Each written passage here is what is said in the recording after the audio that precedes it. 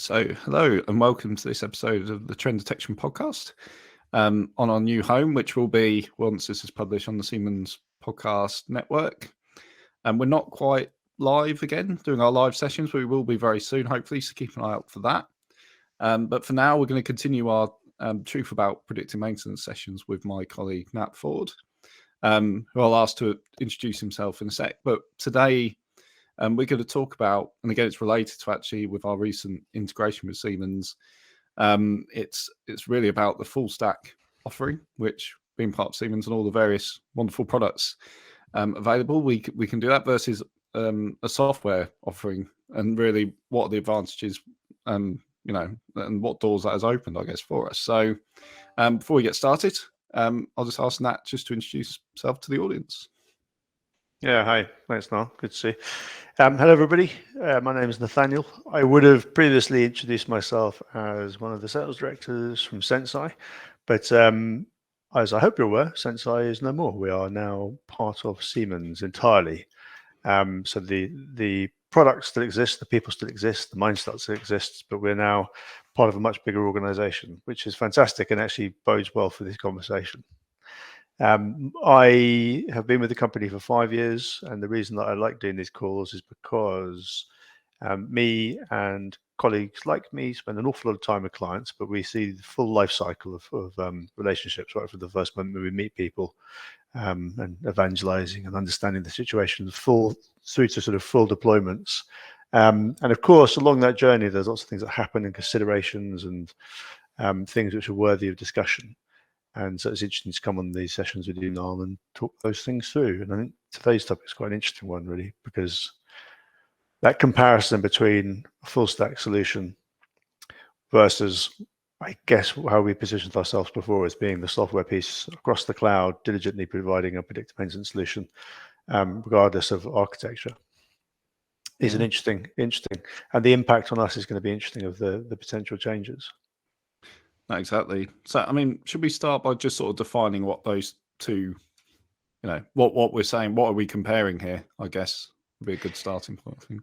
Yeah. So let's do that in a kind of non-Siemens Senseye way, and then let's talk about some of the great stuff that's happening, will have happened once you publish this discussion.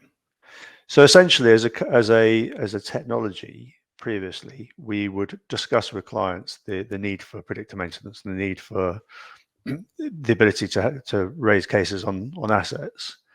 And we are market leaders at providing that level of intelligence, that layer. And we do it via the cloud. We have data pushed towards us. We consume it. We do the stuff that we do, and then we push back results. And every client we meet will have a slightly different architecture and a different set of strengths, weaknesses around that. Some of them will be very, very advanced in thinking about implementing new technologies and having data ready. Others will be they will simply have an OT layer and nothing beyond it. And that's fine. So you can, in that capacity, you can guide clients, you can introduce them to other vendors, you can talk about maybe what they should be, or you can work to get best value from the current architecture. But the other end of the scale, of course, is going into an organization and saying, we are experts in digitalization. A facet of digitalization is predictive maintenance. And we can work with you to fill out all those gaps, to look at your estate and think about, where the machine sits and the kind of services you might want to consume that were data-driven decision-making products, and the bits in between that you're going to require. So all of the edge technology, data storage, data sensors, etc., all the way up to things like digital twins, all those sort of good technologies. And of course, if you're in a situation of doing that, then you're a vendor who provides a stack of information. And interestingly, that's where we find ourselves. So, previously we were selling the across the cloud solution, and now we're part of an organization who have technologies in and around all of those areas. So we can truly go into a company and provide a full stack solution from it may be even that there's a company providing the hardware, but everything that sits there on top. But I think it's even more kind of pertinent now because next week, which will probably be in the past when this publishes, we're going to be at Hanover Messe. And one of the things that we'll be discussing at Hanover Messe is Siemens Accelerator. And for those who don't know what Siemens Accelerator is, it's not a new product set. It is basically an overarching intention. It's an ambition that Siemens have expressed to be leaders in helping the market to go through this digital revolution that people have been talking about for so long, to increase the speed of adoption. One of the challenges that we've had as a business over the last years is that people are very slow and are very happy to start with small projects to grow very slowly, when actually there is so much already proven technology that's ready to give so much value. So Siemens is positioning itself correctly to be able to go and help companies to really change the rate of adoption, so they can start to embrace and get benefit from all the things which are available now, move into a fully digitalized kind of age. And the reason I'm mentioning that, I think it's really interesting about it, is the four things that they focus on within that. Two of them are most important from our aspect. One is that it has to be open. So they don't want to be a siloed company. They don't want to have vendor lock-in. They recognize that they're going to help the market to very rapidly scale into a digital world. You can't say, well, we're going to be the only vendor. You have to recognize that every company has different architectures. So you need to have that open, embracing approach.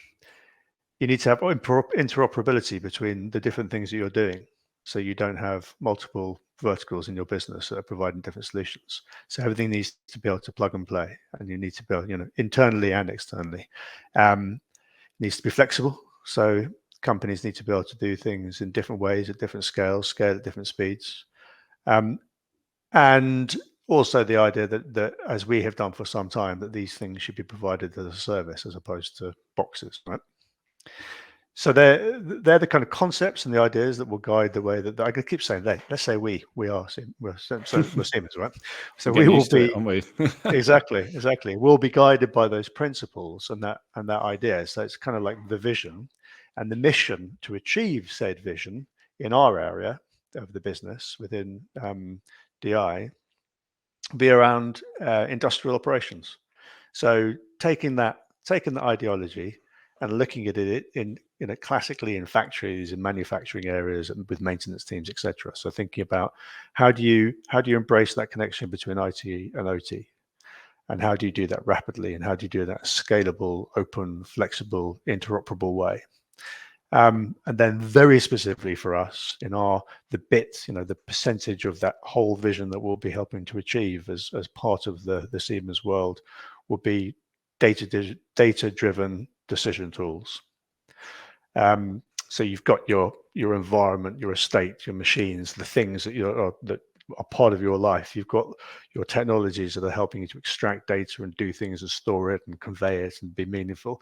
And then products like Senseye that help you to rapidly get value from that data and to make decisions. So if you look back at where we were a year ago, we were providing that bit that we're describing as over here, but we were doing it walking into environments and then finding out what was the lay of the land. But we're in this really privileged situation now where we're working as part of a much bigger team that not only have the technology available, but have this overarching vision, which exactly matches what we were trying to achieve in the first place. So, if we discuss this process of how those things match against each other, software versus full stack, my concern may have been, my reticence may have been historically that we're going to walk into an environment where we'll be starting to be siloed in one way or another. And of course, we're going to do it the exact opposite. We're going to work with clients to make available a mindset of rapidly onboarding new technologies, and we can be part of that, but without hampering them or tying them up with particular, without giving them vendor lock-in, so they have the freedom. That's not the only important facet of it, but it's an important part if we want to be an agnostic organization. Yeah, exactly. Because we've got to acknowledge that every customer's setup is clearly going to be different with different using different products. Yeah. So we've got to move with the market. And like you said, Accelerator is a big or massive step forward towards that as well. I mean, what I'd add on to that as well, so part of that ecosystem, that's not just Siemens products, but I mean, I guess a question for you, Nat, as well. So partners are a key part of it as well. Yeah. So how do you sort of feel they fit into this sort of full stack offering? Well, a number of ways. So if you think about our world and the people that we talk to on a day-to-day basis and the people that we call colleagues, in order to be effectively speaking to organizations on a global basis, we have to recognize that they've got all sorts of connections and friends and delivery partners and partners, etc., who have domain expertise and knowledge, who can take the same mindset that has been kind of templated by Siemens, and take technology and help us to work with those environments. If you look at our main clients, all of them have preferred integrators and preferred hardware vendors, etc. So it's important that we network with them. And it's not just a question of them reselling a process. They'll all come with domain expertise that adds value to the work that we do or the solutions that we provide. Yeah, again, it's acknowledging that even Siemens can't offer anything. There'll be otherwise you wouldn't work with partners, would you? You wouldn't bring in partners if there wasn't added value there. But it's a lot of what I've been hearing, because I talk a lot to analysts about this sort of composable technology and like one whole offering together, all these technology hardware offering together, which again is where Accelerator's going to. Yeah, exactly. And I think it's a neat mindset to come with, because if you look at the Siemens stack, if you want to call it that, we had that day recently where we went and met one of our clients and presented with a whole tranche of people from other people from Siemens like us, and we were looking at edge technology, we were looking at cloud connectivity and different ways of achieving that. We're looking at condition monitoring hardware and so basically sensing technology, various different versions and flavors that give different fidelity of data and different purpose of data. And we were looking at drive technology. And, all of those things could be seen as, you might look at them as catalog items that are separate. But actually, if you start this vision off with a company, this conversation off by looking at accelerating the adoption of digital processes and digital decision-making tools, then all of those pieces actually make much more part of a much more elegant solution that has a really defined business outcome, as opposed to standalone widgets where you might describe the speed of something or I don't know what the variables are, but the features, if you like. So there's a good story to tell about composable units within that wider architecture that helps you achieve a business goal. And I think, that event worked particularly well with the carousel elements, where we had setups of each product, but it wasn't just randomly set up. It was set up in a way where it tells the complete story as you go around. So like you have all these elements in place, then you've got Senseye at the end where the data gets pushed and you get your insights as well. So exactly. I guess is that, so from your point of view, that's the best way to present this to the customer, and I guess in their own minds they can think, oh, actually I do have gaps, here and here, and this particular product could help me, improve this part of my process. Precisely. So that's the best way to think about it. Yeah. Well, there might be where they think, well, we don't have a gap there, so we don't need to consider that part. We have all our sensing technology in place, or we have a preferred vendor for data platforms. That's fine. We can help to look at that estate and look at that spread of technology and work out where you need to have additions that are going to tweak and give you a faster route to digitalization. Yeah, I was wondering whether, although it was too cheesy to say, but it's like you could almost you could have your digital transformation roadmap and sort of map it with all these different elements. If you bring in partners as well, it's pretty much you're where plugging the gaps is the best way to put it. But all the issues you're trying to solve on that journey, you can essentially map it to a lot of these different products. That's sort of the beauty of it, I guess. Yeah, no, exactly. And it's, it really is important, because if you think about a lot of the projects we've done, you start off conceptually with the idea that, let's look at it as purest form. You meet a client, they have a problem with downtime. We know intellectually that we can solve that problem by taking data, either existing data or data that we gather by implementation of sensors, but we can take the data and we can start to give them cases. But of course, there's always devil in the detail. And that's kind of the job of our delivery team, is to navigate that complexity. But that complexity will be related to interweaving the existing platforms and then integrating one product with another with our data. And that comes with challenges. And a lot of those challenges are not because they're not achievable, it's because they haven't been considered before, or they haven't been seen as part of the same stack, etc. So this kind of view on the whole process allows us to be pre-armed with solutions, pre-armed with integrations, and pre-armed with APIs, etc. They're going to match those needs. I know. We're focused on obviously the big benefit of all this, that there's options, and if there's gaps to be filled, there's gaps to be filled. But looking at it the other way? Is it possible to overwhelm customers with too many options? Is that a thing? Yeah, it is. I think you. Well, I mean, I don't know what other people's experience of life is, but I know I get overwhelmed if I get given too many options or solutions to problems that I haven't fully understood yet. If you understand what the challenge is in front of you, then it's easy to understand what the various options are. It's when you start hearing product names or solutions in areas that you didn't know there was even an issue. And there is a risk, of course, when you start talking to a company about any type of solution you can implement, if you start overwhelming them with discussions around edge and cloud and condition monitoring information and drive technology, etc. But I think that the reason I like this approach that Siemens have taken is because it steps away from that delineation and starts to talk more generically about, at a higher level, about what you're trying to achieve, and then you can kind of look at those details and give them to the right department or the right people to think about solving, as opposed to getting up and close and worrying too much about the integration between your SQL database, whatever you're using, and whatever's next in the chain of command. So yes, I think there is a danger of that, but I think this helps to navigate it. The event that we ran certainly helped make clear the various stages involved in these types of processes. Exactly, and we should do more of it. Yeah, no, absolutely. It just shows what's out there as well. Because I guess before, when we were just offering one slice of the pie, I guess that's a question actually. Is it more difficult to identify those other areas which may have an effect on the deployment of a predictive maintenance solution like Senseye? But it must be more difficult if you don't know what. Because how do you bring that up in conversation? You're missing drives, you're missing this, you're missing that. It can be hard to get into that unless you've got a conversation starter for it. Yeah, I suppose, if you're going to think about it that way, if you think about the people that we engage with in the sales cycle when we're talking to an organization, there will be some of the stuff we're talking about will get brought up by IT.